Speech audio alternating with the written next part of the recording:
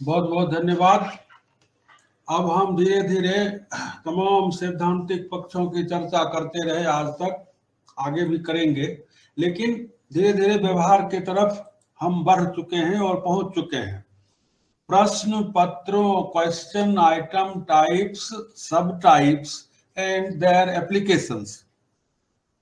सवालों के कितने प्रकार हैं, उनके उप प्रकार कितने हैं और उनका प्रयोग कैसे होना चाहिए। चींटी को मारने के लिए बंदूक का प्रयोग नहीं करना चाहिए और शेर के ऊपर छुरी लेकर नहीं हमला करना चाहिए, लेने के देने पड़ सकते हैं। यही चीज है आइटम टाइप्स और सब टाइप्स। ये अलग अलग इसलिए हैं क्योंकि इनके प्रयोग अलग अलग हैं, इनका इस्तेमाल अलग अलग है। उसी चीज की चर्चा करेंगे आज हम। ये देखिए, क्वेश्चन आइटम टाइप्स, सब टाइप्स एंड देयर एप्लीकेशंस। एक चीज मैं क्षमा प्रार्थी हूं इसके लिए कि हमारी ये मजबूरी है कि तमाम भाषाओं में कार्यक्रम होते हैं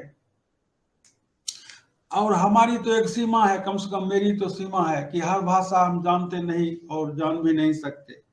तो इसीलिए अंग्रेजी में या हिंदी में या मिली जुली जो जुबान में हम ये सामग्री पावर पॉइंट तैयार करते हैं और हम ये उम्मीद करते हैं कि चाहे किसी भी विषय के हमारे शिक्षक हों, हम उनके साथ संवाद कर सकेंगे इस माध्यम से। तो ये है सवाल जितने भी हैं दुनिया में, क्वेश्चन आइटम्स जिनको बोलते हैं हम, क्वेश्चंस बोलते हैं पुकार में। आइटम इसलिए जोड़ते हैं कि ये जो ऑब्जेक्टिव टाइप है उसको चलन है आइटम बोलने का। तो सिर्फ क्वेश्चन कहने से सब्जेक्टिव टाइप का बोध होता है और आइटम कहने से ऑब्जेक्टिव टाइप का आमतौर पर बोध होता है। वैसे क्वेश्चन के लिए आइटम और आइटम के लिए क्वेश्चन, ये प्रयोग भी चलता है, इसमें कोई परेशानी भी नहीं। ये यहां शुरू की हमने बात कि ये जो सब्जेक्टिव और ऑब्जेक्टिव है ये मुख्य दो प्रकार हैं और सबसे लोकप्रिय नाम इनका ये है, सब्जेक्टिव और ऑब्जेक्टिव। लेकिन इसके अलावा भी कई नामों से ये बुलाए जाते हैं जो आपके सामने है। मुख्य तो नाम हुआ सब्जेक्टिव और ऑब्जेक्टिव। इनको सिलेक्शन टाइप और उसको सप्लाई टाइप भी कहते हैं। सब्जेक्टिव को सिलेक्शन टाइप और ऑब्जेक्टिव को सप्लाई टाइप भी कहते हैं। सॉरी, उल्टा इसमें हो गया है, गलत हो गया। सप्लाई टाइप है सब्जेक्टिव, ये जल्दीबाजी में थोड़ा बना है इसलिए गड़बड़ी। सप्लाई टाइप सब्जेक्टिव है और ऑब्जेक्टिव जो है वो सिलेक्शन टाइप है। सब्जेक्टिव टाइप जो सवाल हैं उनको ओपन एंडेड क्वेश्चन भी कहते हैं और ऑब्जेक्टिव को क्लोज्ड एंडेड क्वेश्चन भी कहते हैं। सब्जेक्टिव का एक नाम फ्री रेस्पॉन्स आइटम भी है, दूसरा इसका एक नाम ऑब्जेक्टिव का रेस्ट्रिक्टेड रेस्पॉन्स आइटम भी है। सब्जेक्टिव को रिकॉल टाइप क्वेश्चंस भी कहते हैं और ऑब्जेक्टिव को रिकॉग्निशन टाइप। ये जो नाम है, अलग अलग नाम, एक ही चीज के अलग अलग नाम हैं, वो इसकी बनावट और इसकी जो प्रकृति है, इसका जो नेचर है, इन सब्जेक्टिव का जो और ऑब्जेक्टिव टाइप का जो नेचर है और इसकी जो बनावट है, उसकी बुनियाद पर ये अलग अलग नाम रखे गए। जैसे देखिए, पहले सब्जेक्टिव से ही शुरू करें। किसी ने पूछा कि इस सवाल को सब्जेक्टिव टाइप क्यों कहते हैं, तो उस बंदे ने कहा कि इसमें सब्जेक्ट मैटर होता है, ये हकीकत में बता रहा हूं, इसलिए सब्जेक्टिव टाइप कहते हैं। अरे भाई, सब्जेक्ट मैटर के बिना तो कोई क्वेश्चन ही नहीं हो सकता। ऑब्जेक्टिव टाइप क्वेश्चन में भी तो सब्जेक्ट मैटर तो होना ही चाहिए। सब्जेक्टिव क्यों कहते हैं? सब्जेक्टिव इसका नाम है कि इस सवाल के जवाब में, मुनीर नियाजी का प्रसिद्ध शेर है, मैं जानता हूं पंजाबी वाले उर्दू के भी प्रेमी होते हैं, कि ख्याल जिसका था मुझे ख्याल में मिला मुझे, ख्याल जिसका था मुझे ख्याल में मिला मुझे, सवाल का जवाब भी सवाल में मिला मुझे। तो सब्जेक्टिव टाइप क्वेश्चन क्यों है इसका नाम? इसका जवाब इसके जवाब में मिलता है कि इसके जवाब में सब्जेक्टिविटी इन्वॉल्व होती है जवाब देने वाले की। उसकी अपनी निजी सोच, उसकी समझ, यहां तक कि उसकी भावनाएं, उसका मूड इन्वॉल्व होता है। इसीलिए सब्जेक्टिव टाइप में एक सवाल के अनेक जवाब मिलते हैं, नहीं मिलते। भारत के मध्यकालीन भारत के इतिहास का 300 शब्दों में वर्णन करें, आप एक सवाल पूछिए अब देखिए कि कितने तरह के जवाब आपको मिलते हैं। जितने बच्चे या जितने जवाब देने वाले उतने जवाब। ये सब्जेक्टिविटी है। इसीलिए इस टाइप के सवाल में इसका स्कोप होता है। आपने खुद उसको खुली छूट दी है, बल्कि आपने लिखी, ये भी लिखा जाता अपने शब्दों में लिखी। हमारे जमाने में तो ये लिखा जाता था, आपका नहीं मालूम। और एक और सब्जेक्टिविटी का लेवल है कि इवेलुएटर की सब्जेक्टिविटी, इसकी मार्किंग के समय मार्कर की, इवेलुएटर की जो जांचकर्ता की सब्जेक्टिविटी, यानी उसके अपने विचार, उसकी भावनाएं, यहां तक कि उसका मूड। आपने लिख दिया कि मध्यकाल जो है वो स्वर्ण काल था, वो कहेगा अरे रे विदेशियों का शासन था और स्वर्ण काल लिखा है, नंबर नहीं देंगे, कम देंगे आप। इसीलिए इसका नाम सब्जेक्टिव टाइप है। इसके जवाब में जवाब देने वाले की सब्जेक्टिविटी डोमिनेट करती है, और फिर इसकी जांच में, इसकी मार्किंग में जांचकर्ता की सब्जेक्टिविटी, उसके अपने लाइक्स एंड डिसलाइक्स, उसके अपने प्रेजुडिसेस, पूर्वाग्रह, ये शामिल होता है। जबकि ऑब्जेक्टिव टाइप में इसकी गुंजाइश नहीं होती। संत कवि का एक दोहा है कि चढ़े तो चाखे प्रेम रस, गिरे तो चरना चकनाचूर। ऑब्जेक्टिव टाइप क्वेश्चन का जवाब देते समय जवाब देने वाले की अपनी पसंद नापसंद ये उसमें प्रभाव नहीं डालती। अगर सवाल है कि हिंदुस्तान की, भारत की राजधानी कहाँ है, बॉम्बे, कलकत्ता, दिल्ली, मद्रास, ABCD, तो वो दिल्ली ही है, सी ही उसका जवाब है। चाहे आपको पसंद हो ना पसंद हो, आपके मन में हो कलकत्ता एक जमाने में राजधानी थी, अंग्रेज लोग खींच कर ले आए इसलिए कलकत्ता ही राजधानी है, नहीं चलेगा, एक भी नंबर नहीं मिलेगा। और उसी तरह से जांचकर्ता की भी सब्जेक्टिविटी इसके मार्किंग में, इसकी मार्किंग मशीन तक कर लेते हैं, क्योंकि इससे सवालों का एक ही जवाब होता है, उसमें अंतर की, उसमें मतभेद की कोई। इसी ऑब्जेक्टिविटी के कारण ही इसको ऑब्जेक्टिव टाइप नाम दिया गया। और यही चीज सिलेक्शन टाइप, सप्लाई टाइप ये है। सब्जेक्टिव का दूसरा नाम सप्लाई टाइप है, because here answer is to be supplied by the students side. सवाल में सिर्फ सवाल होता है, जवाब हमको, जवाब की आमद, जवाब की सप्लाई जवाब देने वाले की तरफ से होती है। इसीलिए इसको सप्लाई टाइप, हमने कहा कि गलत छप गया। सप्लाई टाइप, सब्जेक्टिव टाइप का एक नाम सप्लाई टाइप है, जबकि इसके बरक्स ऑब्जेक्टिव टाइप सवाल का जवाब उसी सवाल में ही निहित होता है। ABCD जो 4 ऑप्शन डालते हैं उसी में से एक सही जवाब होता है। स्टूडेंट को क्या करना है, उस जवाब को सिलेक्ट करना है। उनने या तो टिक मार्क करके सेलेक्ट करे, या कोई सर्किल है उसको काला करके करे, जैसे भी करे, अपनी तरफ से उसको जवाब सप्लाई नहीं करना। जवाब उसी में है, सवाल का जवाब भी सवाल में मिला मुझे, मुनीर नियाजी। तो इसीलिए उसको सिलेक्शन टाइप कहा गया। ओपन एंडेड भी इसीलिए कहा गया कि जितना चाहे लिख सकता है, स्ट्रक्चर के लेवल पर जो चाहे लिख सकता है। आपने दिया 300 शब्द, लेकिन 350 शब्द भी लिख सकता है, कोई 275 शब्द ही लिखेगा। वो खुला है, आपने उसको खुला छोड़ा है कि मध्यकाल के भारत के इतिहास के विशेषताओं पर या उपलब्धियों पर प्रकाश डालने जा रहा है। प्रकाश जितना जिसके पास प्रकाश है वो डालेगा। इसीलिए उसको ओपन एंडेड भी कहा गया है सब्जेक्टिव टाइप को। जबकि ऑब्जेक्टिव टाइप का दायरा बंद होता है, उसमें अगर आपने 2 ऑप्शन डाला है तो तीसरा ऑप्शन कोई नहीं डाल सकता। हेडमास्टर साहब भी नहीं डाल सकते, वाइस चांसलर साहब भी नहीं डाल सकते। 2 ही ऑप्शन है, हाँ या ना, यस नो, सही गलत, या 4 डाला है तो 4 ही। इसीलिए उसको क्लोज्ड एंडेड कहा गया। उसमें ये स्कोप नहीं है कि जो चाहे लिख दे, जितना चाहे लिखे। और वही चीज दूसरे अल्फाज में फ्री रेस्पॉन्स, ओपन एंडेड जो है वो फ्री रेस्पॉन्स है, विद्यार्थी जितना चाहे जो चाहे लिखे। इसमें रेस्पॉन्स रेस्ट्रिक्टेड है, ए बी सी डी 4 ही रेस्पॉन्स है, या तो ए में उसका रेस्पॉन्स होगा, या बी या सी या डी।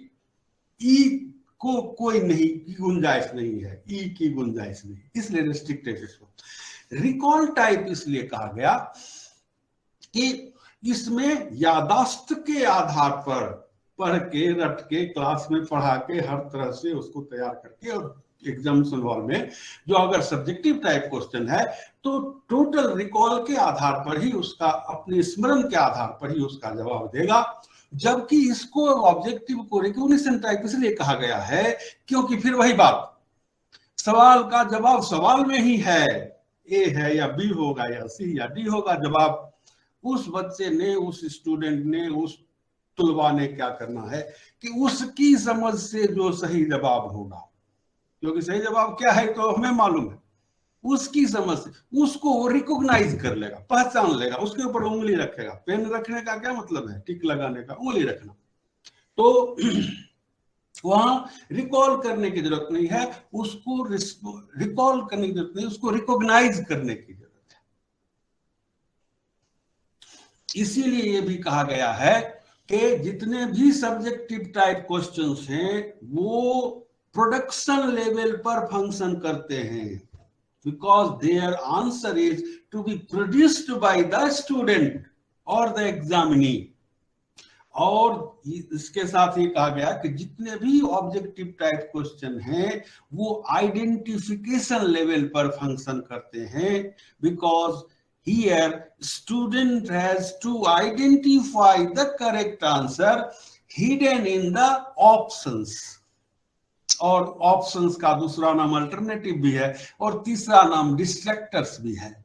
डिस्ट्रैक्टर्स का मतलब हुआ उसके ध्यान को भरमाने वाला, मिलती जुलती चीजें उसमें दी जाती हैं।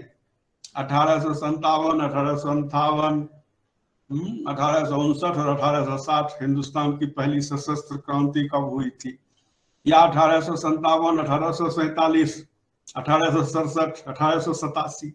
अब ये 7 कॉमन है, दिमाग 18 भी कॉमन है, बीच में एक संख्या है 5, वो उसके से तो उसके मति को भ्रम में, क्योंकि माना ये गया है कि सामान्य परिस्थिति में तो सबका दिमाग काम करता है, प्रेशर में, कंफ्यूजन में अगर सही काम करता है तो जाना जाए कि दिमाग सही है। तो इसीलिए कहा गया कि ये तमाम जो नाम है एक ही चीज के, सब्जेक्टिव ऑब्जेक्टिव के, वो उसके स्ट्रक्चर के बनावट के ऊपर निर्भर है। जैसे क्लोज्ड एंडेड ये उसकी बनावट है, ओपन एंडेड उसकी बनावट है, और नेचर भी है। तो ऐसा अब ऑब्जेक्टिव टाइप के एक मतलब मैं आपको सिर्फ ये इसकी चर्चा मैंने नहीं समझता कि किसी ने की होगी आपके सामने आज तक, और की होगी तो बड़ी अच्छी बात है। ऑब्जेक्टिव टाइप क्वेश्चन जो है, जिसको आजकल हम एक नई चीज समझते हैं और अभी भी पूरी तरह से ये इम्प्लीमेंट नहीं हो पाया है।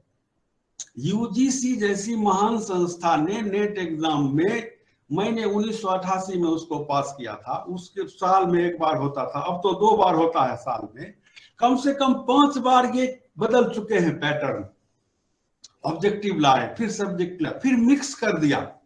यानी जिस चीज को अभी एक हम रिसेंट चीज समझते हैं ऑब्जेक्टिव टाइप क्वेश्चंस को, मेरे भाइयों एवं बहनों, उसकी इन्वेंशन आज से 100 साल पहले हो चुकी है, 1920 में। और अमेरिका के प्रोफेसर एडवर्ड ली थॉर्नडाइक थे जिन्होंने इसका, और ये कितनी बड़ी मतलब विडंबना है कि आज 100 साल बीत जाने पर भी हमें चर्चा रखनी पड़ती है, हमें टॉपिक्स यानी चैप्टर्स रखने पड़ते हैं उस चीज को जानने, समझने और समझाने के लिए जो 100 साल पुरानी है। ये आलम है हमारे इंटेलेक्चुअल जो हमारा सेटअप है उसका। और एक फैशन हो, आज लॉस एंजलिस में लागू हुआ, शाम तक बम्बई पहुंच जाता है, और कल होके तो ये समझिए आप मैसूर जैसा, हमारे बेगूसराय जैसे शहर में वो फैशन सामने ना आ जाता है। लेकिन एक ज्ञान की बात जो है, एक काम की चीज जो है, उस 100 साल में भी पूरी तरह हम नहीं उसको अपना पाते और समझ पाते। खैर ये एक तो मसला अलग था। अब साहब टाइप्स की बात हो गई कि दो मुख्य टाइप हैं, सब्जेक्टिव और ऑब्जेक्टिव। सब्जेक्टिव का नाम इसलिए लेते हैं कि इसका तो मालूम है कि 1920 में ऑब्जेक्टिव टाइप की शुरुआत हुई है। और सब्जेक्टिव टाइप क्वेश्चन तो मालूम नहीं कब से, जब से दुनिया में शिक्षा दीक्षा है तब से परीक्षा होती होगी, और सब्जेक्टिव टाइप क्वेश्चन का ही बोलबाला था हजारों वर्षों तक। तो इसलिए डिस्कशन में भी पहले इसका नाम आता है, वो आज भी मिला जुला कर वर्चस्व इसी का। सो सब्जेक्टिव टाइप में 5 सब टाइप्स होते हैं। सिंपल क्वेश्चन, जिसका शॉर्ट में एसक्यू है। आप जो इलेक्ट्रॉनिक डेटाबेस में आप अपने घर बैठे बैठे जो क्वेश्चन फीड करेंगे, उसमें ये सब कोडिंग आपको मिलेगी, एसक्यू, सीएन, एसए, एलए। हालांकि उसमें क्लियर भी दिया हुआ है, ऐसी बात नहीं, लेकिन यही ऑर्डर मिलेगा आपको। तो सब्जेक्टिव टाइप क्वेश्चन के 5 प्रकार, उप प्रकार। सिंपल क्वेश्चन, सरल प्रश्न जिसका उत्तर एक शब्द में भी हो सकता है, ज्यादा से ज्यादा एक सेंटेंस में।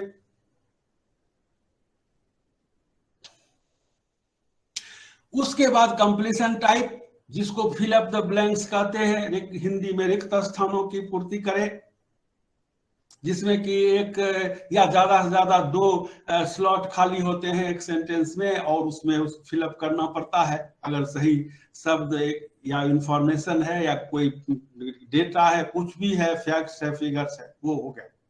शॉर्ट आंसर के एक पैराग्राफ में, है ना, ज्यादा से ज्यादा 1.5 पैराग्राफ में जिसका सवाल का जवाब हो, वैसे सवाल को शॉर्ट आंसर क्वेश्चन कहते हैं। लॉन्ग आंसर जैसे एसे टाइप भी उसको कहते हैं। हमारे जमाने में 300 शब्द था, आजकल मालूम नहीं कितना उसका कैद है उसकी, लेकिन वो एक इंस्ट्रक्शन है, वो एक एडवाइजरी है। ऐसा नहीं कि गिन के 300 ही होना चाहिए, 10, 20, 50 इधर से उधर होता है, उसकी भी कोई चिंता नहीं। जो पुराना एसे टाइप वो लॉन्ग आंसर है।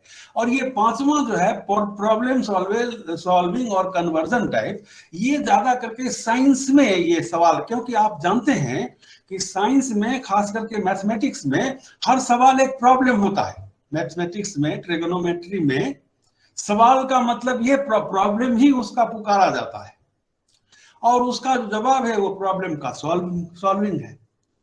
अब कन्वर्जन टाइप इसीलिए इसको कहा गया है कि जैसे एक फॉर्मूला है, उसको ब्रेक करके वो कन्वर्ट हो गया ना, उसी फॉर्मूले को उलट दिया जाए तो फिर वो सूत्र में आ जाए, वो एक्सटेंशन को, जो एक्सप्लेनेशन को उलट समेट दिया जाए तो फिर वो फॉर्मूला बन जाएगा। और उसको जब तोड़ते हैं, तोड़ना ही नहीं कहता है, फॉर्मूला को जब तोड़ते हैं तो विस्तार पेज का निकल जाता है। तो problem is converted into solution, इसलिए भी उसको प्रॉब्लम सॉल्विंग कहते हैं। और problem is converted into solution, इसलिए उसको कन्वर्जन टाइप भी कहते हैं। लेकिन एक बात मैं जरूर कहूंगा कि प्रॉब्लम सॉल्विंग ऐसे एक कैटेगरी अलग मानी गई, और हमने भी कहा कि साइंस में, खास करके गणित में, रेखा गणित में, त्रिकोणमिति वगैरह में इसका, वैसे सिद्धांत की बात यह है कि हर सवाल अपने आप में एक प्रॉब्लम है, चाहे सिंपल क्वेश्चन हो, कंप्लीशन टाइप। क्योंकि आप देखिए जरा, बच्चे के सामने जो सवाल आता है, जिस तरह से वो सिर खुजाता है और कान में उंगली करता है और कलम चबाता है, वो इसी चीज को साबित करता है कि हर सवाल अपने आप में एक प्रॉब्लम है, और उसका जो जवाब है वो उस प्रॉब्लम का सॉल्यूशन है। उसकी नजर में ये और बात है कि एग्जामिनर की नजर में वो सॉल्यूशन सही है कि गलत है, ये इसकी बुनियाद पर उसको नंबर मिलेंगे। लेकिन सिद्धांत की बात यह है कि प्रॉब्लम सॉल्विंग टाइप एक अलग कैटेगरी मानी गई है हमारे फ्रेमवर्क में, हमारे स्ट्रक्चरल ये जो सिस्टम में। लेकिन सिद्धांत की बात यह है कि हर सवाल अपने आप में एक प्रॉब्लम है। तो साहब 5 उप कोटियां हो गई, सब टाइप्स हो गए सब्जेक्टिव के। और हमने इंसाफ करते हुए, हमारे जो पूर्वज यहाँ जो लोग जिन्होंने ये सब बनाया है, हम तो सिर्फ आपके साथ शेयर कर रहे हैं। उन्होंने वह हिस्सा बराबर, जैसे दो भाई का बंटवारा होता है तो दोनों को बराबर हिस्सा दिया जाता है, तो उसी तरह से 5 सब टाइप्स सब्जेक्टिव के और 5 सब टाइप्स ऑब्जेक्टिव के भी हमने माने हैं। और संस्थाएं और विद्वान और एक्सपर्ट 6 माने 7 माने, हमें उससे मतभेद नहीं है, लेकिन एक जरूर रिक्वेस्ट है कि आप 6 या 7 मानिए, जितना मानना चाहिए मानिए, लेकिन उसका जस्टिफिकेशन होना चाहिए। यूं ही आपने कोई नाम एक संख्या एक बढ़ा दिया, अंडरस्टैंडिंग टाइप क्वेश्चन आज का है, कौन सी अंडरस्टैंडिंग का कंप्रीहेंशन बेस्ड क्वेश्चन, ये सब चला है नया फैशन। तो ठीक है, आप उसको जस्टिफाई कीजिए, किस क्वेश्चन में कंप्रीहेंशन का नहीं चाहिए, स्कोप नहीं है। कांस्टेंट अल्टरनेटिव के जरिए कंप्रीहेंशन नहीं जान सकते कि मल्टीपल कैसे, हर क्वेश्चन तो कंप्रीहेंशन या रिकॉल, बिना समझे भी कोई चीज अगर हमको याद है तो हम सही जवाब दे सकते हैं, नहीं तो कंप्रीहेंशन तो हर जगह इन्वॉल्व है। फिर एक टाइप रख दिया कंप्रीहेंशन, तो खैर जो कुछ भी हो, हमारे फ्रेमवर्क में ऑब्जेक्टिव टाइप के 5 सब टाइप हैं। कांस्टेंट अल्टरनेटिव, जिसको यस नो क्वेश्चन कहते हैं, सही गलत, एक स्टेटमेंट है उसके नीचे लिखा हुआ है एग्री डिसएग्री, सही गलत, जो भी। कांस्टेंट अल्टरनेटिव इसलिए नाम दिया गया कि 2 ही उसमें अल्टरनेटिव है, ये या वो, ये या वो, ए या बी, इसीलिए कांस्टेंट, यही तो होता कांस्टेंट। तो यस नो क्वेश्चन, सही गलत क्वेश्चन जो जिनको हम जानते हैं, वही कांस्टेंट अल्टरनेटिव हमारे शब्दावली में परिभाषित में ये है। मल्टीपल चॉइस, ये तो साहब ऑब्जेक्टिव टाइप क्वेश्चंस का राजा है। गाइडलाइंस जो आती हैं कि आप अगर एक full fledged objective type test बनाएं तो 100 सवाल अगर उसमें है तो उसमें दिया गया है एडवाइजरी में, इंस्ट्रक्शन का लीजिए 60% मल्टीपल चॉइस क्वेश्चन होना चाहिए, 100 में 60, बाकी 40 में ये सबको, बाकी चारों को 10-10 दीजिए रिप्रेजेंटेशन। तो मल्टीपल चॉइस क्वेश्चन आप जानते हैं सबसे प्रचलित क्वेश्चन है। मल्टीपल फैसेट भी आपको मालूम है, एक पैसेज हो या कोई डायग्राम हो, कोई एक स्टेटमेंट हो, कोई एक क्या, यहां तक कि फोटो हो, चित्र हो, मैप हो, उसकी बुनियाद पर जो 5, 7, 8, 9 सवाल उसके नीचे पूछे जाते हैं, वही मल्टीपल फैसेट सवाल कहलाते हैं।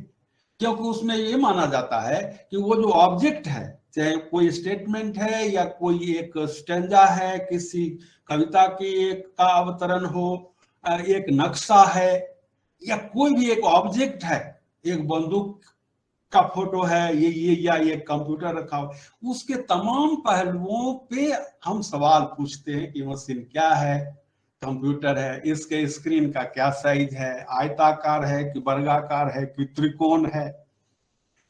तो किसी भी ऑब्जेक्ट के ऊपर कई सवाल पूछे जाएं और वो सब मिलके एक सवाल कहलाए, उन सवालों के जरिए उस ऑब्जेक्ट के तमाम पहलुओं के बारे में जानकारी इकट्ठा करने की कोशिश की जाए, उसी को मल्टीपल फैसेट कहा गया। क्योंकि फैसेट का मतलब ही होता है पहलू। रीअरेंजमेंट, आप जानते हैं कि किसी चीज के ऑर्डर को तोड़ करके कोई क्रोनोलॉजिकल ऑर्डर हो सकता है, कोई लॉजिकल सीक्वेंस हो सकता है, कुछ भी चीज जो एक व्यवस्था में है उसको तोड़ मरोड़ के वहां प्रस्तुत किया जाता है, और विद्यार्थी से कहा जाता है कि उसके व्यवस्था को फिर ऑर्डर को आप बहाल कीजिए, रीअरेंज कीजिए, ये जो बिखरी हुई या जो अव्यवस्थित जो फैक्टर्स हैं, या कोई भी डेटा हो, नंबर हो, इंफॉर्मेशन हो, उसको रीअरेंज कीजिए, इसीलिए उसका नाम रीअरेंजमेंट टाइप है। और मैचिंग भी आप जानते हैं कि 2 कॉलम होते हैं, एक को हम प्रेमाइस कहते हैं, दूसरे को अल्टरनेटिव्स कहते हैं। जैसे प्रेमाइस में अगर शायरों के नाम दिए या लेखकों के नाम दिए, तो बी में अल्टरनेटिव्स में उसकी किताबों के नाम हम देते हैं, जो ऑर्डर तोड़ कर देते हैं। प्रेमचंद के सामने लिख दिया गीता रहस्य और बाल गंगाधर तिलक के सामने लिख दिया गोदान, है ना, और उसको मिलाना सही ढंग से, प्रेमाइस को अल्टरनेटिव से, लेखकों को उनकी रचनाओं से, या अगर प्रेमाइस में ही रचना डालें तो अल्टरनेटिव में लेखक डालते हैं हम। तो इस तरह के जो जवाब सवाल होते हैं उनको हम मैचिंग टाइप क्वेश्चन कहते हैं। और ये short form CA constant alternative, MCA multiple choice, MF multiple facet, RA rearrangement, MG matching. अब ये दो तीन बातें ये थोड़ा हटके है, हटके नहीं जुड़ी हुई है, लेकिन ये नहीं भी होती तो काम चल सकता था, लेकिन मुझसे रहा नहीं जाता है अगर इस विषय पर कोई चर्चा होती है। देखिए कोई भी सब्जेक्ट है, कोई भी टॉपिक है, तो उसका एक फैक्चुअल पार्ट होता है कि साहब सब क्वेश्चन है, दो तरह होते हैं, सब्जेक्टिव ऑब्जेक्टिव। सब्जेक्टिव के 5 प्रकार, ऑब्जेक्टिव के 5। ये एनटीएस वालों ने ऐसा किया है, कांस्टेंट अल्टरनेटिव, मल्टीपल चॉइस, ये वो इसका simple question, fill up the blanks, उसका ये फैक्ट्स हुए। लेकिन उसके पीछे थियरीज होती हैं, और थियरीज के पीछे फलसफा होता है हर सब्जेक्ट का, हर सब्जेक्ट के हर टॉपिक का। तो अगर फलसफा हम उसका समझ लेते हैं तो हमको आगे कोई दिक्कत नहीं होती उसके स्ट्रक्चर को समझने में, उसका क्यों नाम ऐसा है, उसकी कहां तक पहुंच होगी, उसका कैसे इस्तेमाल करना है, ये सारी चीजें। तो इसलिए देखिए आ गया फिर थॉर्नडाइक का नाम, जिसको कि ये श्रेय दिया जाता है कि मल्टीपल यानी सब ऑब्जेक्टिव टाइप क्वेश्चन का उन्होंने आविष्कार किया। वो लिखते हैं, the talent of generating multiple choice question lies in writing the distractors. अभी हमने चर्चा की है, जिसको हम अल्टरनेटिव भी कहते हैं, जिसको हम ऑप्शन भी कहते हैं। उसका सारा जादू, उसका सारा हुस्न, उसकी सारी ताकत जो ऑब्जेक्टिव टाइप क्वेश्चन है, खास करके मल्टीपल चॉइस क्वेश्चन जो है, वो उसके डिस्ट्रैक्टर्स में नहीं। और इसका लंबा चौड़ा बयान आया है कि डिस्ट्रैक्टर्स कैसे होने चाहिए। यूं ही कुछ लिख दिया 1857, 1366, ऐसा नहीं चलता। अगर मिडिल एज के कोई डेट या ईयर के बारे में सवाल पूछते हैं तो उसके डिस्ट्रैक्टर्स मिडिल एज से ही डालिए। 1857 को फिर 1757 लिखिए, 1657। ऐसा नहीं हो सकता कि 2057 लिखे जो अभी आया ही नहीं। भैंस का डिस्ट्रैक्टर भैंस ही होगा, भैंस का डिस्ट्रैक्टर गाय नहीं हो सकती, क्योंकि गायों में तो भैंस अलग से पहचानी जाती और भैंसों में गाय। तो डिस्ट्रैक्टर के लिखने में ही, यानी ऑप्शन में ही उसकी सारी खुसूसियत, उसकी सारी खूबी और उसकी सारी ताकत उसमें है। ये मैं नहीं कह रहा, इसके पैदा करने वाले ने लिखा है, एडवर्ड ली थॉर्नडाइक ने। फिर ब्लूम की चर्चा के बिना तो एजुकेशन का, शिक्षण का, पेडागोजी का कोई भी टॉपिक उसकी चर्चा के बिना अधूरा ही रहता है, उनकी चर्चा के बिना। वो लिखते हैं कि curiosity, intelligence and imagination are the 3 basic requirements to ask probing questions।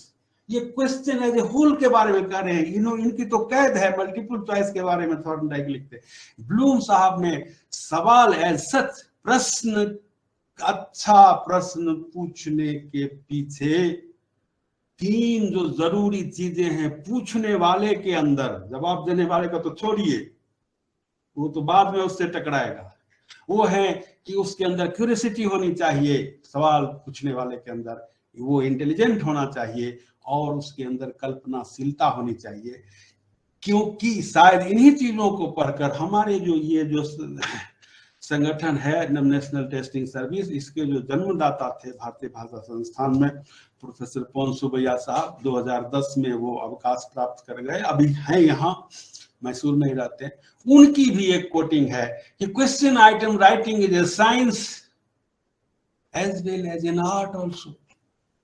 ये जितने भी इंस्ट्रक्शंस हैं, जितने भी मैनुअल्स हैं, जितने भी डूज और डू नॉट्स हम बताते हैं कि ऐसा होना चाहिए, ऐसा, उसके अंदर 4 ऑप्शन होना चाहिए, उसके अंदर 2 होना चाहिए, ये फिल अप द ब्लैंक्स में 2 ही ज्यादा से ज्यादा होने चाहिए ब्लैंक्स, ये तमाम चीजें जो हैं वो आइटम राइटिंग के साइंस से मुतल्लिक है। लेकिन जहां तक उसकी आर्ट की सवाल बात है, वो आर्ट हम आपको नहीं सिखा सकते, वो आर्ट कोई किसी को नहीं सिखा सकता। वो फिर आइटम राइटर की क्यूरियोसिटी, उसके लिए इंटेलिजेंस, और उससे भी ज्यादा उसके इमेजिनेशन पर निर्भर है कि वो प्रश्न कलात्मक ढंग से किस तरह से पूछ पाता है। तो ये एक जनरल बात थी। फिर हम आ जाते हैं एप्लीकेशन पर। साहब हमने टाइप्स की बात कर ली कि दो मुख्य होते हैं, सब्जेक्टिव और ऑब्जेक्टिव टाइप। उनको डिफरेंट नामों से जाना जाता है, supply type, selection type, free response, restricted response, recall type, recognition type, और भी आप स्लाइड सब शेयर करेंगे नहीं? हाँ सब शेयर करेंगे। अभी नोट्स वोट्स लेने की जरूरत नहीं है, बस सुनिए आप, हम लोग बातचीत करें, ये सब करेंगे। तो वो तो हो गई चर्चा कि इतने दो मुख्य टाइप होते हैं। क्यों किसको सिलेक्शन सब्जेक्टिव कहा गया? क्योंकि उसमें पूछने वाले की सब्जेक्टिविटी इन्वॉल्व होती है, जवाब देने वाले की सब्जेक्टिविटी, पूछने वाले से ज्यादा जवाब देने वाले की सब्जेक्टिविटी, और फिर जो जांच करने वाला है इवैल्यूएटर, हर किसी की सब्जेक्टिविटी इन्वॉल्व होती है। इसलिए उसमें माना जाता है कि न्याय की संभावना बहुत, जहां आपका हाकिम का मूड जहां इन्वॉल्व हो, कोई क्राइटेरिया न हो, वहां इंसाफ की उम्मीद कर सकते? नहीं कर सकते। तो इसीलिए उसको सब्जेक्टिव टाइप कहा गया है। जबकि ऑब्जेक्टिव टाइप में ऑब्जेक्टिविटी है 100%। जवाब एक ही जवाब है, अगर वो उसको मालूम है तो देता है तो सही देता है। तो इवैल्यूएटर के पास भी कोई ऑप्शन नहीं है। वो लड़का जानते हैं बड़ा बदमाश है, आपको अच्छा नहीं भाता नहीं आपके जी को, लेकिन अगर ऑब्जेक्टिव टाइप में अपियर हुआ है और उसने 10 सवाल का जवाब सही दिया है, हर सही ऑप्शन को टिक किया, तो आपको अगर 2 नंबर का सवाल है, 20 नंबर आपको देना ही है। आपको वो अच्छा लगता है, आप उसको अच्छे लगते, उससे मतलब नहीं। तो ये हमने देख लिया कि उसका सब्जेक्टिव ऑब्जेक्टिव किस लिए कहते हैं। फिर उसके 5 प्रकार सब्जेक्टिव के भी, 5 ऑब्जेक्टिव के भी देखे। अब तीसरा जो है एप्लीकेशन, क्योंकि हमने ये पहले ही क्या आपसे ये निवेदन कर चुका हूं कि असल चीज एप्लीकेशन है। Item types and sub types are different because their applications are different. आप हमारी बहनें ढेर से ढेर है प्रोग्राम में, आजकल सब प्रोग्राम में उन्हीं का बहुमत होता है। आप भी किचन में जाते हैं, एक जो चम्मच है, स्पून है, उसकी देखिए कितने प्रकार है। वो जो सब्जी निकालने वाला वो भी बेसिकली चम्मच ही तो है। टेबल स्पून अलग होता है, टी स्पून अलग होता है। अभी वो एक जो रजनीगंधा खाने वाला वो उसमें एक स्पून रहता है, वो एक अलग होता है। अब ये अलग बात है कि आप रजनीगंधा वाले स्पून से सब्जी निकाल रहे हैं, सब्जी वाले से आप चाय में चीनी डाल रहे हैं या नमक डाल रहे हैं दाल में, तो ये हमारी और आपकी मर्जी है। But spoons are different because their applications are different. तो उसी तरह से question items are different because their applications are different. और थोड़ा सा वही पिछले स्लाइड को याद करने के लिए कि फिर सब्जेक्टिव टाइप के 5 उप प्रकार, simple question, completion type, short answer, long answer, problem solving और कन्वर्जन टाइप। ऑब्जेक्टिव टाइप के भी 5 उप प्रकार। हमारे दृष्टि एनटीएच की दृष्टि में कांस्टेंट अल्टरनेटिव या yes no question, right wrong question, multiple choice जैसा हमने कहा ऑब्जेक्टिव टाइप का राजा, मल्टीपल फैसेट जहां किसी एक स्टेटमेंट, पैसेज, कोई कविता की कोई एक स्टैंजा, यहां तक कि कोई फिगर, कोई डायग्राम, किसी चीज के तमाम पहलुओं के ऊपर जो सीरीज ऑफ क्वेश्चंस नीचे होते हैं, और वो इसकी विशेषता है कि सब मिलाकर एक क्वेश्चन कहलाता है, वो मल्टीपल फैसेट हुआ।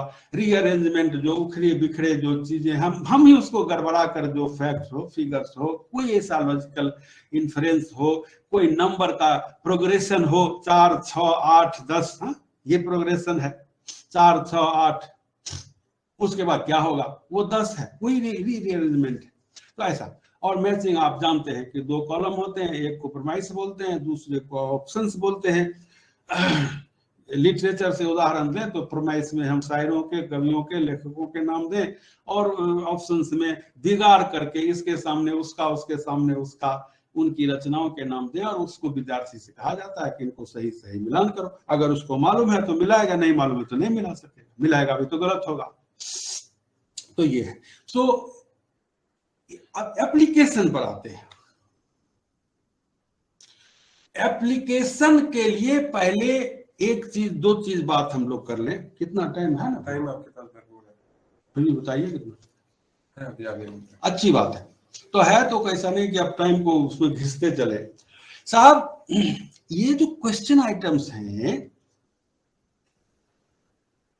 इवेल्युएटर के पास, आप शिक्षक के पास, क्योंकि हमारे व्यवस्था में अधिकांश शिक्षक ही इवेल्युएटर होते हैं।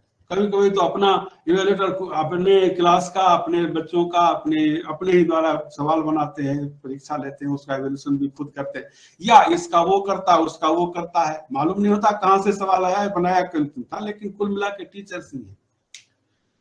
टीचर्स के पास ये जो हरवा है हथियार, क्वेश्चन आइटम, चाहे सब्जेक्टिव टाइप का हो, ऑब्जेक्टिव टाइप का हो, सब्जेक्टिव में किसी सब टाइप का हो, ऑब्जेक्टिव में किसी सब टाइप का हो, ये सिर्फ कॉग्निटिव स्किल्स की जांच के लिए आपके काम आता है।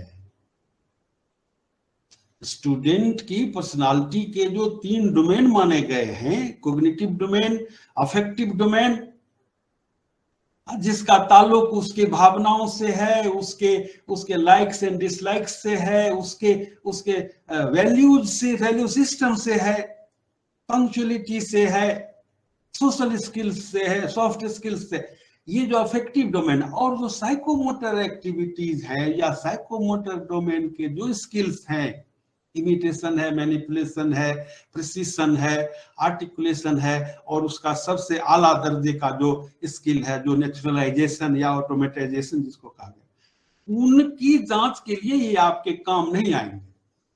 जितने भी क्वेश्चन आइटम्स हैं, चाहे पेपर पेंसिल मोड में आप चलिए या ओरल मोड में, किसी मोड में चलिए, ये सिर्फ और सिर्फ इफेक्टिव हैं कॉग्निटिव स्किल्स की जांच के लिए।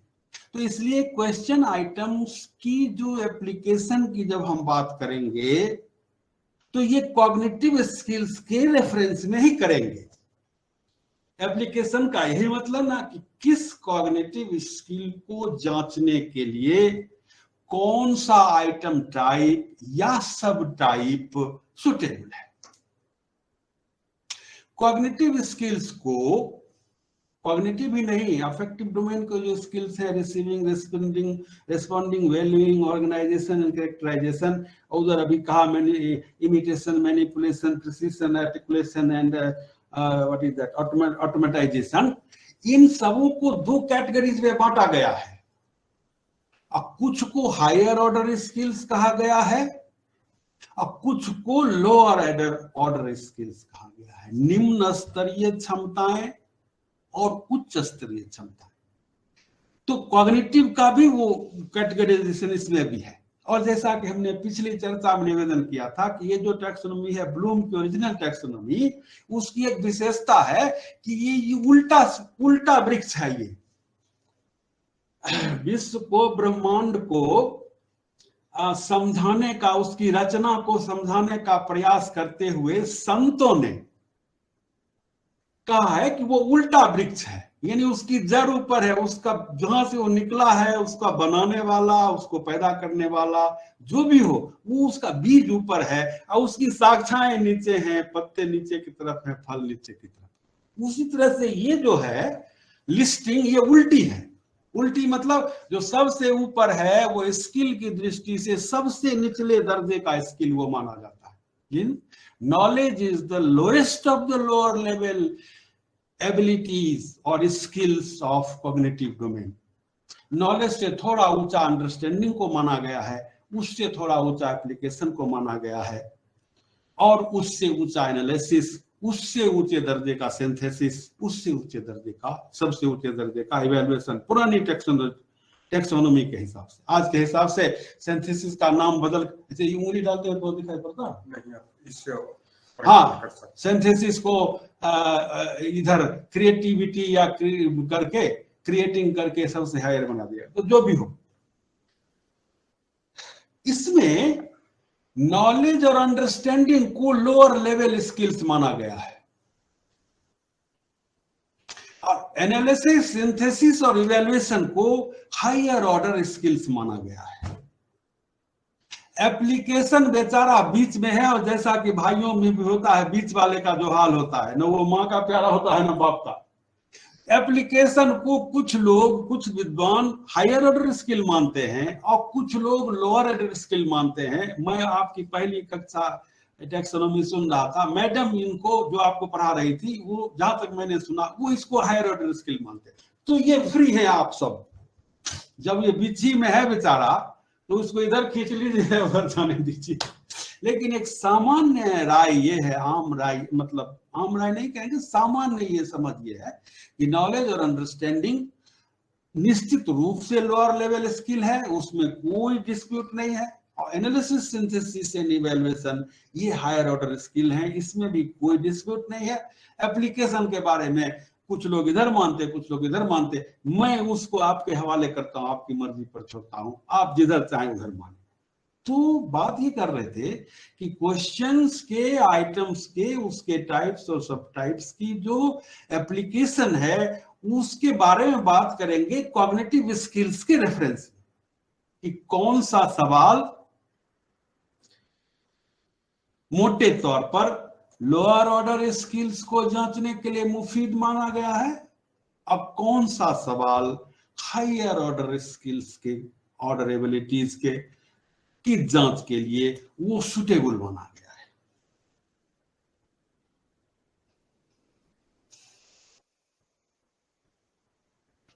तो यहां कोई इसका स्लाइड अलग नहीं है, ये बात ही से समझनी है बात कि application of question items, their types and subtypes are to be discussed with reference to the cognitive domain skills in terms of higher order skills and lower order skills. अब नियम पहले बात कर लें, उसके बाद अपवाद को देखेंगे। नियम ये कहता है कि all the objective type questions are suitable to check lower order skills of cognitive behavior of a student. अपनी तमाम नएपन और अपनी तमाम खूबियों और तमाम उसका जो क्या बोले ताम झाम के, एक स्टेम होगा, इंस्ट्रक्शन होगा, पहले ऑब्जेक्टिव टाइप क्वेश्चन की बनावट में कह रहा हूं, एक इंस्ट्रक्शन होगा कि नीचे दिए गए सवाल को ध्यान से पढ़ें और सही जवाब पर 9 का निशान लगाएं, इंस्ट्रक्शन हुआ। उसके बाद एक स्टेम होगा कि भाई पंजाब की राजधानी कहाँ है, या पंजाब और हरियाणा की मिल जुमला राजधानी कहाँ है, ये स्टेम हो गया। उसके बाद आइए साहब के गुड़गांव तो चंडीगढ़ तो अमृतसर और लाहौर को भी ले लीजिए, उसमें क्या है, ये होगा। उसके बाद की होंगे, ये अल्टरनेटिव हो गए, की होंगे। इतने तामझाम और इतनी अपनी नबैयत और अपने नएपन के बावजूद फैक्ट ये है कि ऑब्जेक्टिव टाइप सवाल जो हैं वो लोअर ऑर्डर एबिलिटीज की जांच के लिए ही मुफीद माने गए हैं, और उसके बरक्स सब्जेक्टिव टाइप क्वेश्चंस जो हैं वो हायर ऑर्डर एबिलिटीज जो हैं स्टूडेंट के, उसकी जांच के लिए वो सुटेबल माने। एप्लीकेशन का तो हमने कह ही दिया कि आप चाहे जिधर मन हो रखिए। ये तो रूल हो गया कि all the objective type questions are known to be suitable, found to be suitable to check lower order skills of learners behaviour as far as cognitive domain skills are concerned, क्योंकि दूसरे domain के affective और psychomotor में तो किसी काम का ही नहीं है, चाहे ऑब्जेक्टिव है सब्जेक्टिव हो, इसकी तो कामयाबी ही इसी डोमेन तक सीमित है। On the contrary, all the subjective type questions are known to be fit to test the higher order skills or abilities of learners behavior. ये रूल हो गया। अब बात उसका ये है कि ऑब्जेक्टिव टाइप में दो जो सब टाइप हैं, आप ध्यान दीजिएगा, स्लाइड को याद कीजिए। मल्टीपल चॉइस जो ऑब्जेक्टिव टाइप्स का राजा है, और मल्टीपल फैसेट, ये दो सब टाइप्स जो हैं वो अगरचे अपनी बनावट, अपनी नेचर और स्ट्रक्चर के कारण वो ऑब्जेक्टिव टाइप के अंदर आते हैं। जब लिस्टिंग होती है, जब कैटेगराइजेशन होता है तो ऑब्जेक्टिव टाइप है वो, मगर उनका इस्तेमाल करके अगर हम चाहें तो हायर ऑर्डर स्किल्स की भी जांच कर सकते हैं, मगर उसमें शर्त है provided that it should be designed in such a way, अगर उसको उस तरह से बनाया जाए, क्या वही टैलेंट, इमेजिनेशन और क्या था वो, इंटेलेक्ट, क्यूरियोसिटी, इन चीजों का इस्तेमाल करते हुए, तो सरसरी तौर पर वो लोअर लेवल एबिलिटी की जांच के लिए सुटेबल हैं, ऐसा नियम कहता है और ये मानी हुई बात है। लेकिन अगर उनको डिजाइन किया जाए अच्छी तरह से तो वो हायर ऑर्डर स्किल्स की जांच के लिए भी उनका इस्तेमाल हो सकता है और होता है। आप नेट के क्वेश्चन देखिए, ए सही है, बी सही है, ए बी दोनों सही है, ए बी सी डी कोई सही नहीं है। ये इस तरह की जो पैंतरेबाजी है वो उसी के कारण है, उसके जरिए से हायर ऑर्डर स्किल्स की जांच की हम कोशिश करते हैं। हालांकि ये और बात है कि उस दौरान जो उसके डिजाइन के जो बेसिक्स हैं उसका उल्लंघन कभी कभी हो जाता है, जैसे all the above options are correct और none of the options are correct, ऐसा इज करेक्ट, ऐसा सवाल नहीं पूछना चाहिए, क्योंकि इसका कोई मतलब ही नहीं है। जब कोई भी ऑप्शन करेक्ट ही नहीं है तो भाई आप वो सवाल क्यों पूछ रहे हैं? ये इसके मैनुअल्स में आता है, options like all the above are correct and none of the above is correct, ऐसा ऑप्शन नहीं डालना चाहिए, वो इनवैलिड क्वेश्चन है। लेकिन जो भी हो वो एक अलग मसला है। अभी बात यह है कि ऑब्जेक्टिव टाइप क्वेश्चंस में मल्टीपल चॉइस और मल्टीपल फैसेट का इस्तेमाल अगर चाहे तो उसको उस तरह से डिजाइन करें तो हम हायर ऑर्डर एबिलिटीज के चेक के लिए भी कर सकते हैं। वैसे लोअर एबिलिटी के लिए तो है ही है, वही क्या पूरा ऑब्जेक्टिव कैटेगरी ही है लोअर लेवल एबिलिटी। उसी तरह से सब्जेक्टिव टाइप के बारे में रूल ये कहता है कि all the subjective type questions are suitable to check higher order abilities of cognitive domain.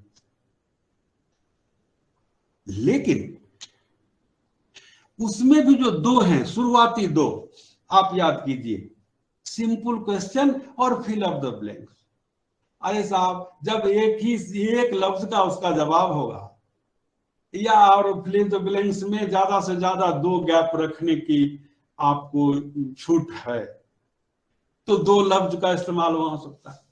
Simple question को और खींच लीजिए एक सेंटेंस, क्योंकि एक से ज्यादा हुआ 2-4 सेंटेंस हुआ तब तो वो शॉर्ट आंसर हो गया, तो उस कैटेगरी से गया।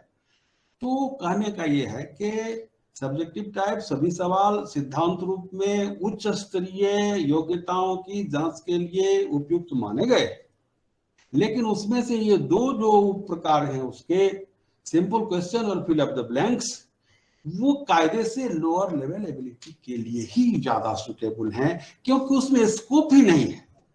एनालिसिस का तो मतलब ही है breaking down a problem into its constituent parts, यही तो एनालिसिस है। कारीगर के पास जाते हैं, मोटरसाइकिल या कार चलते चलते रुक गई, अब तो खैर वो तमाशा बहुत कम होता है, पहले तो ये आम बात थी कार चलते चलते रुक जाना। तो मिस्त्री जो कारीगर एनालाइज ही तो करता है कि करंट आ रहा है कि नहीं, पहले वो देखता है, फिर देखता है कि पेट्रोल आ रहा है कि नहीं, वो देखता है, करंट पेट्रोल दोनों आ रहा है तब क्या प्रॉब्लम है साहब, प्लग तो नहीं कहीं शॉर्ट है।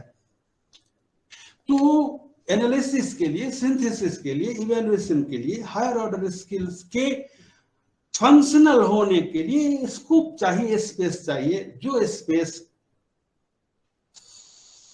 सिंपल क्वेश्चन और fill up the blanks, fill in the blanks में नहीं है। इसलिए नियमानुसार सब्जेक्टिव कैटेगरी में है, क्योंकि वो सप्लाई टाइप है, वहां आंसर सप्लाई करना पड़ता है स्टूडेंट को, आंसर वहां है नहीं, कोई ऑप्शन नहीं है। सो कायदे से सप्लाई टाइप है और कायदे से वो हायर ऑर्डर एबिलिटी की जांच के लिए मुफीद माना गया है। लेकिन व्यवहार में वास्तविकता यह है कि वो लोअर लेवल एबिलिटी यानी नॉलेज, अंडरस्टैंडिंग, नोइंग, रिमेम्बरिंग, नए टर्मिनोलॉजी, उसी के जांच के लिए मुफीद है। अब मित्रों, अब इसमें एक्शन वर्ब की थोड़ी सी हमने चर्चा की है, पता नहीं ये सुटेबल है कि नहीं, लेकिन सुटेबल इसलिए है कि हालांकि ये मुद्दा दूसरा है, आइटम राइटिंग में किस तरह से क्या चीज है जो एक सवाल को नॉलेज बेस्ड क्वेश्चन बनाती है, एक सवाल को अंडरस्टैंडिंग या कॉम्प्रिहेंशन बेस्ड क्वेश्चन बनाती है, या उसको एप्लीकेशन बेस्ड बनाती है कि एनालिसिस का सवाल होता है कि सिंथेसिस का कि इवैल्यूएशन का। अगर हमको नॉलेज टेस्ट करना है तो उस सवाल में क्या खूबी हम डालेंगे, कौन सा उसमें कंपोनेंट इस्तेमाल करेंगे कि वो नॉलेज, क्योंकि अक्सर क्या होता है कि हायर ऑर्डर क्वेश्चन का क्लेम होता है वो क्वेश्चन लोअर लेवल का होता है।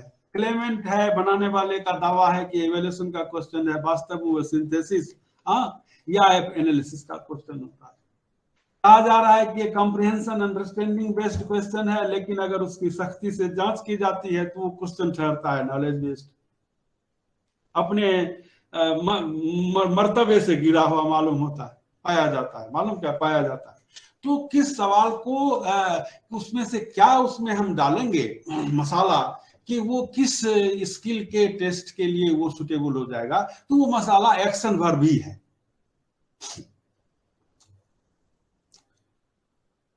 तो नॉलेज के लिए कुछ एक्शन वर्ब्स हैं, कुछ अंडरस्टैंडिंग के लिए है, इस तरह से हैं। और एक चीज मैं बता दूं कि इनमें ओवरलैपिंग भी है। एक कोई चीज है जो आप इधर भी पाएंगे उधर भी पाएंगे, मैं आगे बढ़ूंगा तो आप खुद ही देख लेंगे।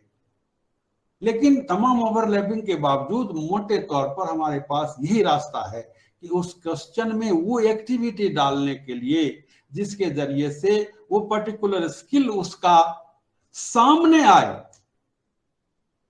इवैल्यूएशन के लिए असेसमेंट का दूसरा नाम मेजरमेंट भी है। मेजरमेंट के लिए उस चीज का वाजे होना, पर्दे में कोई चीज है उसका मेजरमेंट नहीं हो सकता, असेसमेंट हो सकता है, असेसमेंट हो सकता है पर्दा नसीन का, उसका मेजरमेंट नहीं हो सकता। सांप, हमारे पौंसू भैया साहब उदाहरण देते थे कि सांप जब तक बिल में है, आपने भले देखा भी है उसको बिल में जाते हुए, तो असेसमेंट तो हो सकता है कि बड़ा लंबा सांप है, बड़ा मोटा है, बहुत पुराना मालूम पड़ता है, लेकिन मेजरमेंट एग्जैक्ट उसकी क्या लेंथ है, एग्जैक्ट किस स्पेसीज का है, ये उसका बाहर आना जरूरी है। वो खुद से बाहर आए, आप वेट कीजिए, इसको ऑब्जर्वेशन कहते हैं। ये भी एक तरीका है, आप वेट करते रहिए वो खुद से बाहर आए, या फिर उसको प्रोवोक किया जाए कि वो बाहर आए। पानी डालते हैं उसमें डांग, पंजाबी में लठ को डांग बोलते हैं, हमारे यहाँ बिहारी में ही डांग ही बोलते हैं, डाला जाए, वही प्रोवोकेशन है। ये एक्शन वर्ब्स जो आप क्वेश्चन में डालते हैं, उसको पढ़ते ही उसके दिमाग में खलबली मचती है, और उस खलबली के फलस्वरूप जिस तरह दूध को मथने से मक्खन निकलता है, उस तरह से उस एक्शन वर्ब के प्रकोप से जो उसके दिमाग में जो खलबली मचती है और वो जो गुनता धुनता है और फिर जो कागज पर जो उलट उगलता है, वही वो उसी का आप ऑब्जर्वेशन कर सकते हैं, वही ऑब्जर्वेबल बिहेवियर है, और उसी की बुनियाद पर उसकी जांच हो सकती है कि वो मक्खन सही है कि वो मक्खन गलत है। सो बिना एक्शन वर्ब के कोई भी क्वेश्चन फंक्शनल नहीं होता। तो इस तरह से ये एक्शन वर्ब्स हैं। मेरा ख्याल है आपको आइडिया इसका मिल गया होगा, और ज्यादा सबको पढ़ने लगेंगे तो देर लग जाएगी, और आपके साथ शेयर तो करना ही है इस स्लाइड को। और मित्रों, ये तो पहला है इस तरह का, हमारा अनुमान है कि इस तरह का पहला प्रोग्राम हम सब आप सब फेस कर रहे हैं। तो इसमें हम भी उम्मीद नहीं करते कि एकदम आप एक ही बार में पूरा हर चीज आप समझ जाएंगे और हर चीज को आप बरतने लगेंगे और हर चीज में हम आपको एक्सपर्ट बना देंगे, ऐसा नहीं। एक आइडिया हम आपको आपके साथ शेयर कर सकते हैं कि ये जो काम है इवैल्यूएशन का, क्वेश्चन बनाने का, इसमें कितनी कॉम्प्लेक्सिटीज हैं, इसमें कितनी जटिलता है, कितनी गहराई और कितनी गंभीरता है। इस चीज का अगर आभास हम आपको दे पाए तो ही हम अपने, कम से कम मैं अपनी सफलता समझता हूं। अगला है थैंक यू का। अब निवेदन है कि एक बॉक्स में रखा कीजिए टाइम टेबल। इस चर्चा से मुतल्लिक संबंधित अगर कोई सवाल, कोई जिज्ञासा, कोई ऐसी बात आपके दिमाग में हो, जहन